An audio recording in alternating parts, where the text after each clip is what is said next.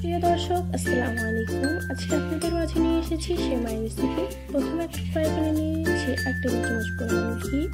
ঘিটা গরম হয়ে গেলে দিয়ে দিচ্ছি কিছু কাঠবাদাম কুচিকে ভেজে নিচ্ছি। এরপর দিয়ে দিব আগে থেকে ভেঙে রাখা সেমাইটাকে ঘির সঙ্গে ভালো করে ভেজে নিচ্ছি। আমাদের চ্যানেলটিকে যদি ভালো লাগে অবশ্যই সাবস্ক্রাইব করে আমাদের সাথে থাকুন। এ পর্যায়ে দেখতেই পাচ্ছেন আমাদের সেমাই ভাজা রেডি হয়ে গেছে। আমরা চুলা থেকে নামিয়ে নিচ্ছি। এ পর্যায়ে আমরা একটা ফ্রাই প্যানে নিয়ে নিয়েছি 1 লিটার দুধ।